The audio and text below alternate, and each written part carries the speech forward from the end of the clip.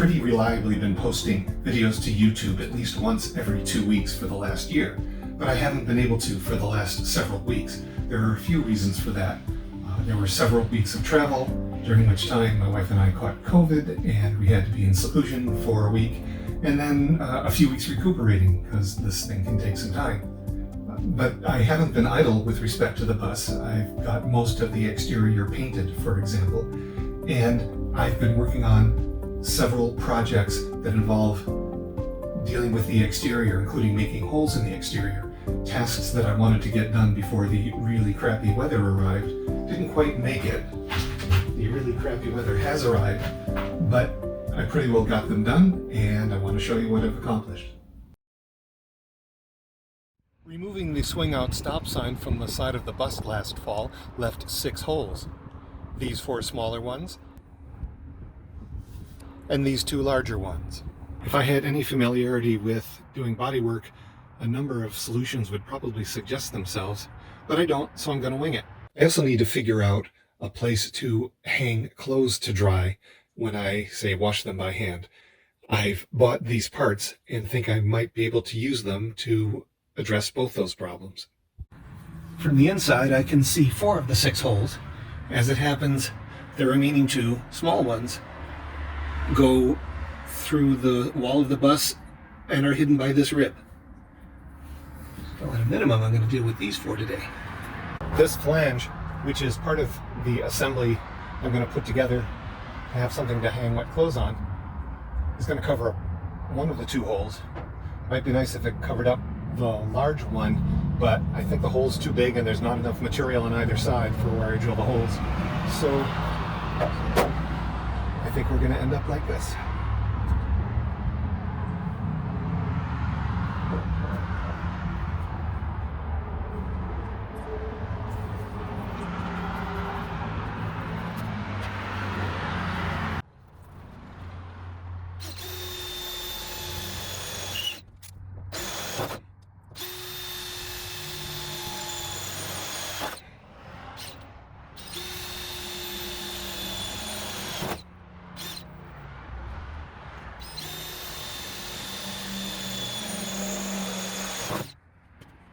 Back on the inside, to both cover the holes and reinforce the flange on the inside, I'm going to add this metal plate. First, I'm going to temporarily tape it into place so I can mark where to drill the holes.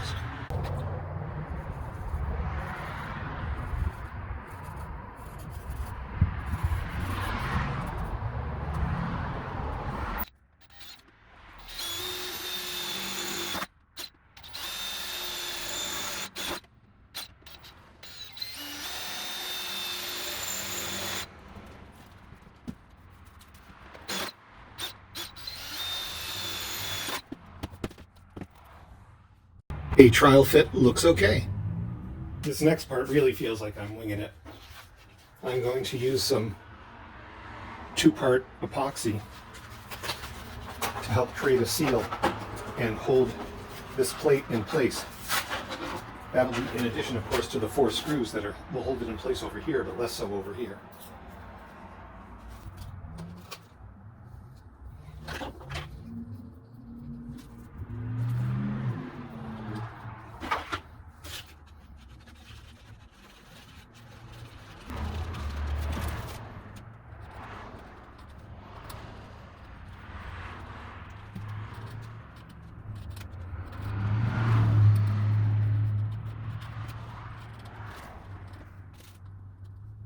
Here it is, held in place with the strongest tape that I could find. Now to bolt it in place. There's the butyl tape. I deliberately didn't put any on the bottom so that if any water does get in here, it has a place to drain out to.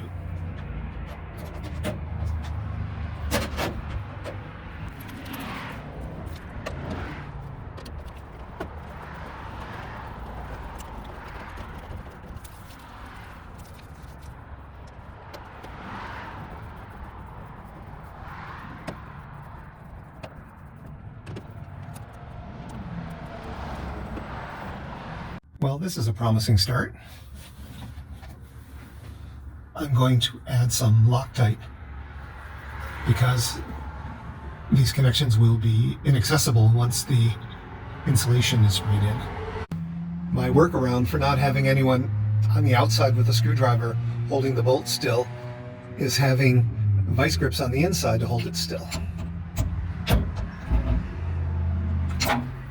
That seems to work. I just need to remove the excess butyl tape.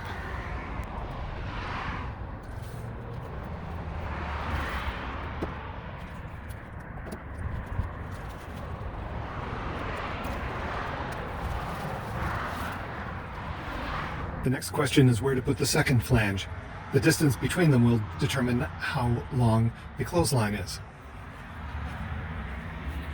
I was thinking 12 feet, but that puts us on the seam, so 13 feet seems like a good choice.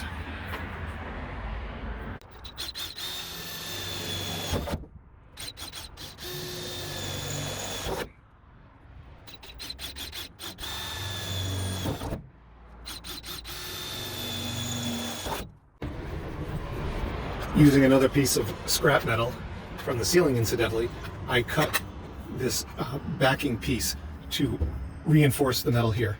Looks like everything's going to line up fine. There's the butyl tape.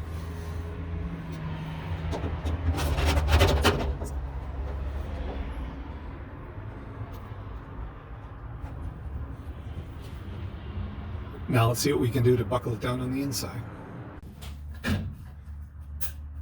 Of course, a lock washer for each one.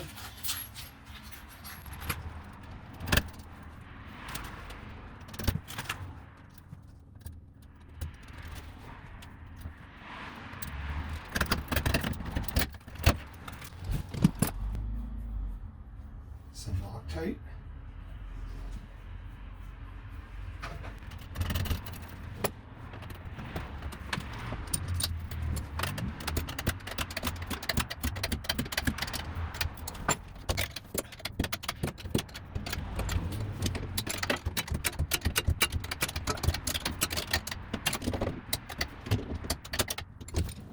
I think that's got it.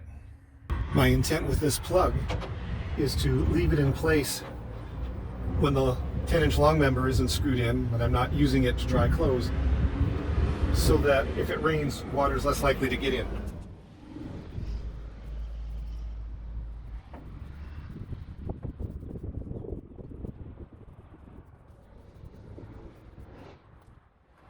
Well, that's by no means invisible, but I'll allow that it's unobtrusive when painted the same color as the wall.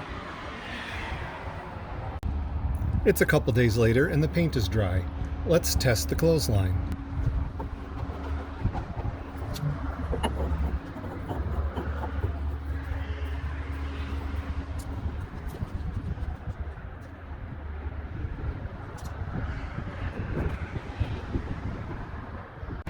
I decided to add a spring at one end of the clothesline to keep it under some tension, but the clothesline runs through the middle of it with knots at either end, so there's a maximum amount it can stretch. And I've put these rings on the end because I think it'd be easier to loop them on the pipes than just the clothesline itself. Let's check it out.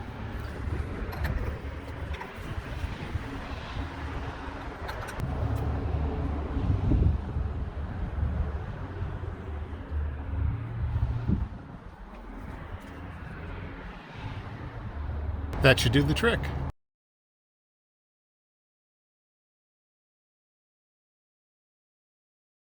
One task I wouldn't mind knocking off before it gets too cold is installing this 12-volt LED exterior light over the front door of the bus. It comes with both an amber lens and this white one, which is what I prefer. Here are the two wires. I'll hook up to 12 volts in the fullness of time. One of the things I'm concerned about is that the four holes here are quite narrow. This light came with what look like wood screws, which are inappropriate for this installation. Instead, I hope to use these skinny nuts and bolts. Here it is powered up. Quite bright. The reason I want to install a light over the front door is to have some illumination when I'm inserting the key in the lock. But when I hold this light up in the place it will go, it looks like it'll be shining outward rather than down. Plan B is this light.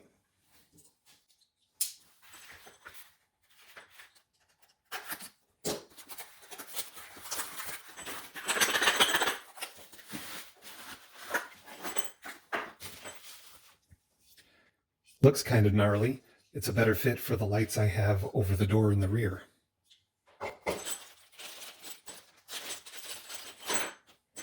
And importantly, it comes with 2 angle brackets that should permit it to pivot to the angle that I want. Let's spark this one up. It's also quite bright. That'll work fine. With my first choice of light, the wires came out the back, and I figured if I could arrange to make a good seal around the perimeter, I would just drill a hole in the roof of the bus, put a grommet in it, put the wires through, and it should be waterproof. This one doesn't work that way. I've just got this wire, and I need to figure out how it can enter into the sloping roof of the bus without causing leaks. I plan to use a grommet, of course, for wear.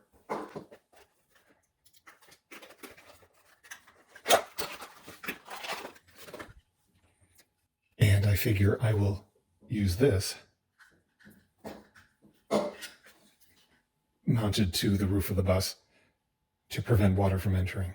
Before drilling above the door on the outside, I'd like to investigate on the inside a bit to make sure we're not going to run into anything we shouldn't.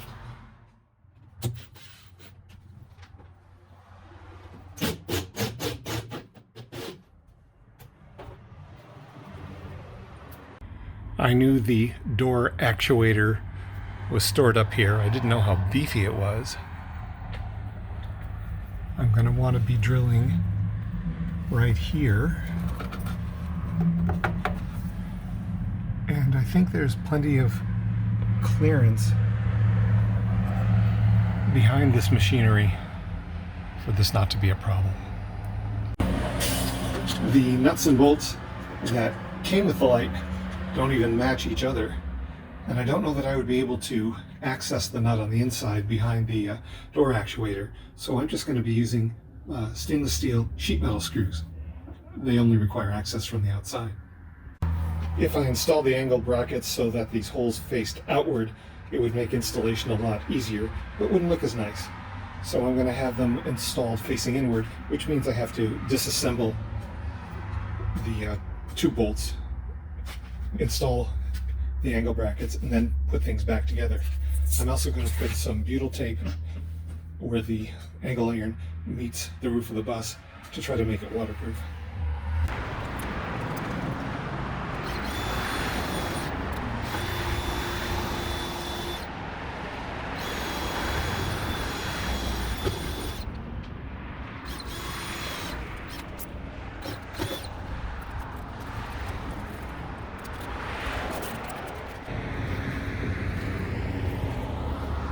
I broke the screw head right off.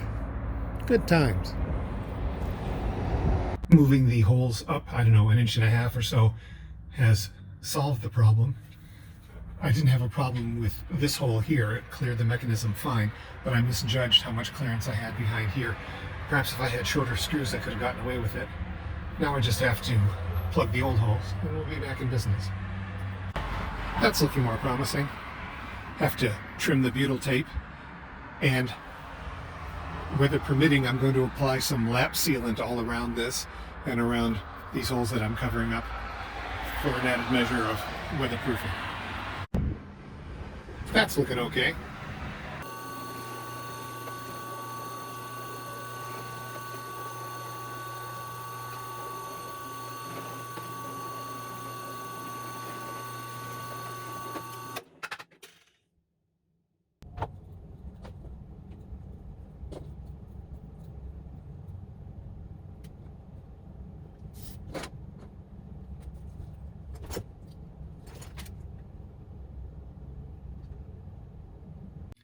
I've shrunk the shrink wrap on both wires so the connection is now secure.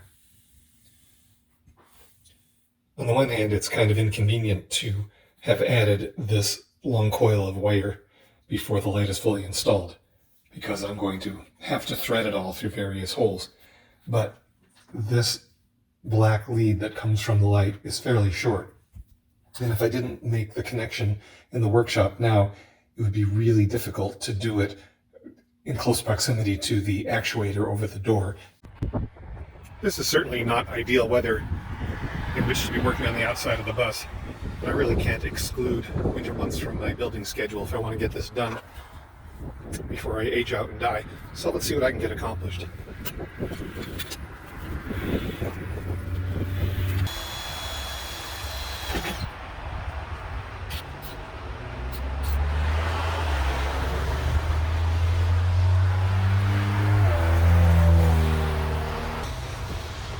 Before I drill 4 holes in the wrong place, let's find out where that one ended up.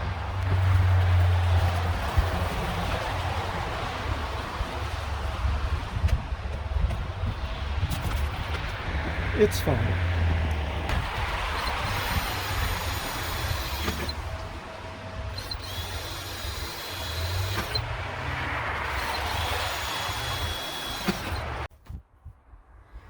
Now I have to drill a hole big enough to accommodate this grommet. I need the grommet not for waterproofing, but to keep the wire from rubbing against the sheet metal in the hole I drill.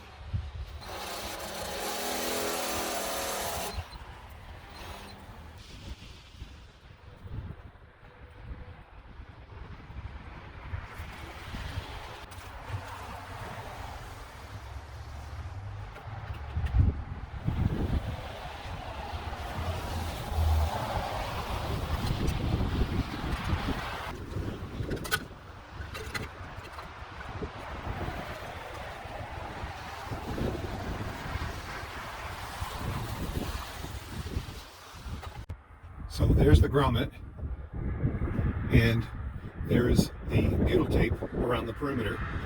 Now I just have to screw it into place. It's all screwed down. I'm going to trim away the excess butyl tape, and I'm going to apply some lap sealant for good measure. That's the butyl tape trimmed back. And these are stainless steel screws, by the way. I just don't want rivulets of rusty water running down my white paint job. Here's the wire from the inside. I'm really glad I did the soldering in the workshop rather than here, because this would have been a tight fit. What I'd like to do now is see if there's a way to feed the wire around the corner here and then just coil it up here. I can't do any additional wiring of this light until the framing happens and a lot of interior wiring happens. I got it threaded around the back of the bulkhead, coiled up here, labeled as to what it is,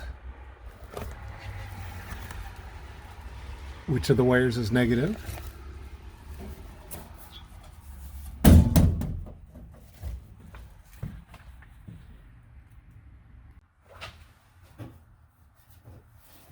Then we close it back up.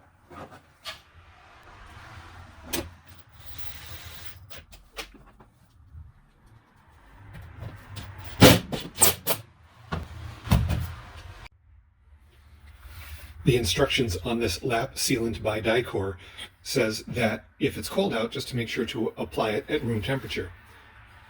It's nothing like room temperature today. It's a little above 0 Celsius, perhaps 34 Fahrenheit. But I've got an insulated bag, a hot water bottle here, and another bottle with hot water, and I think I can keep it at a proper temperature until I apply it. I've never been great at applying caulk in an elegant way, but I've got the lap sealant where I want it. I figure it's waterproof, and this project is done for now. Here's another fitting that requires me to make a hole in the wall of the bus. This is the fresh water intake, and it has a smaller hole here for a smaller diameter hose that will allow air from the tank to rush out to equalize pressure. I don't believe I needed reinforced hose, but the only hose I could find at several hardware stores was this reinforced hose, which I'm hoping is close enough in diameter, and together with a clamp to hold it in place should create a watertight seal. It's the next day. A huge amount of snow has fallen, but I want to keep working on the bus. My goal today, here at the back on the passenger side, is to figure out where to place this intake port for fresh water. I've got the diesel heater sparked up for the first time this season. Temperature's currently sitting right at freezing. The heater ought to bring it up a few degrees. I'm at the rear of the bus on the passenger side. It would give me maximum flexibility in the placement of the freshwater tank if I installed the inlet port as far to the rear of the bus as possible. However, I'm going to be framing out a bed and probably bolting it to the frame in the corner here somewhere, so I don't want the placement of the freshwater port to interfere with that. That argues for skewing it further forward in this panel, perhaps in this location here. I think this should be the best spot.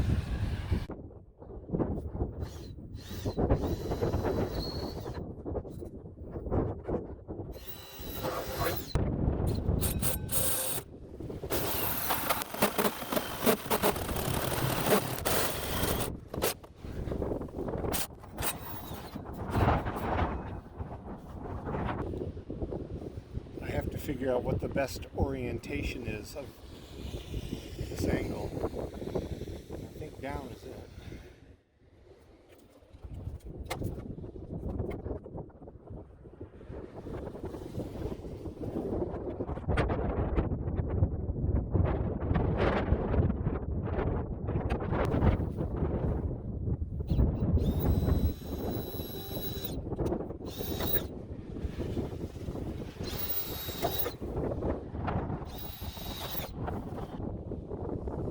I've added the meter tape and pushed the screws through.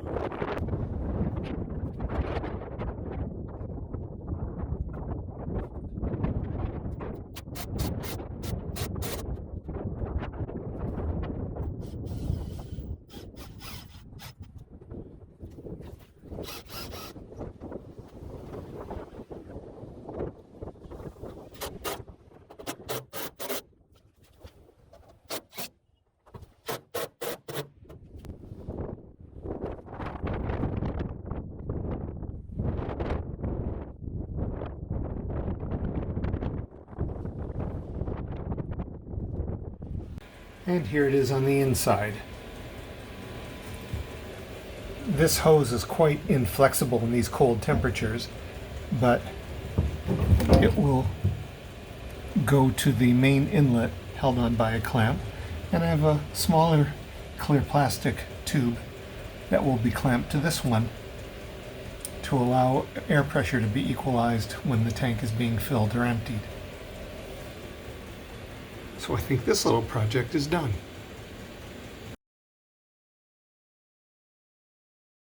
Water from the kitchen sink, the bathroom vanity, and the shower will empty into a gray tank. A waste tank needs a way to vent the smelly fumes outside. The vent has to be higher than the tank, of course, and it should be higher than the windows as well, because you don't want the smelly air to waft back into the bus. I checked on the schoolie.net forum, and a helpful contributor there told me that he used a vent cap like this when he was venting his gray tank. So I ordered this one from Amazon. But it doesn't really answer the question about how the hose gets through the side of the bus and sealed. After some searching, I found this fitting in the plumbing section of Home Depot. The hose came later. I figured if I can push this through a hole I cut in the skin of the bus and figure out a way to fasten it there, I'd be in business. I was looking in vain for a way to fasten it. In fact, I bought this cap thinking maybe I could just cut the top off the cap and turn it into a big nut. When I went into a smaller hardware store, and the very helpful fellow there took me not to the plumbing aisle, but to the electrical aisle, where he found these big 1-inch nuts.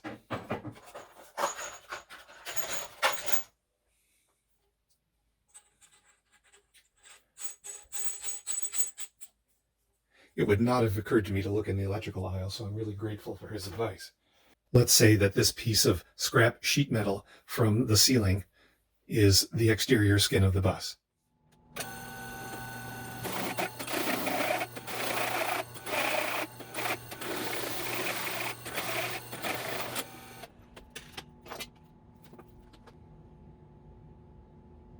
With the set of hole saws I've got, this is the closest in size to what I need.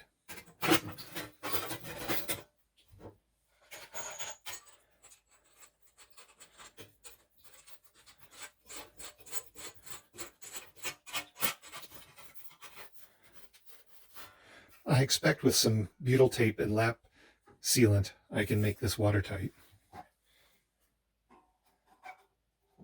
And then the cap goes over it. I think that ought to work. It's the next day, and yet more snow is falling. Here's the back of the bus on the driver's side. I've put some painter's tape here to mark where the wall will be for the bedroom, which means that the bathroom will start here, and the place where you stand will end here, but there's going to be a vanity over the wheel well. Because the wall to the bedroom will intersect this window, it means this window must be non-opening, which means this window, the one full window in the bathroom, must absolutely be opening. But this one here, where the washroom ends, can also be non-opening. I just drilled a small hole from the inside out, marking the location. There's a bit of ice around here that I'm going to have to remove. So I've sparked up the generator. And let's see what I can accomplish with the heat gun.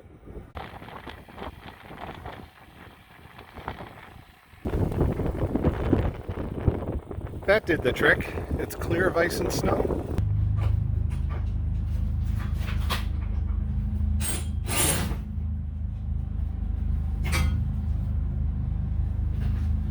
Another previously full battery reads dead, I think just because of the cold.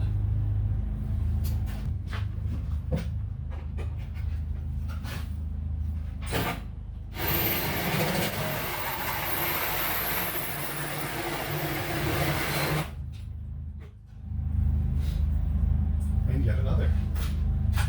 I think going forward through the winter, the smart move is to take these rechargeable batteries home and keep them at room temperature rather than the possibly sub-zero temperatures found inside the bus. That's what I'm already doing with the EcoFlow power bank, even though it's a pain in the butt because the thing's so heavy.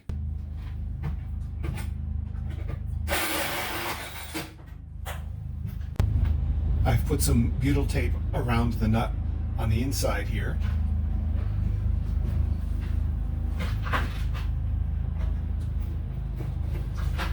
Hold this in place until the nut on the outside grabs. Not quite sure how to achieve that. Here it is, cinched down on the outside with some butyl tape around it. No need to trim it particularly because it's going to be hidden. Here it is on the inside. I think it's okay. I've drilled the holes for the cover. Here's the cover, lined with butyl tape, and the stainless steel screws already pushed through the holes. Here it is with the butyl tape trimmed away, and I think we're done.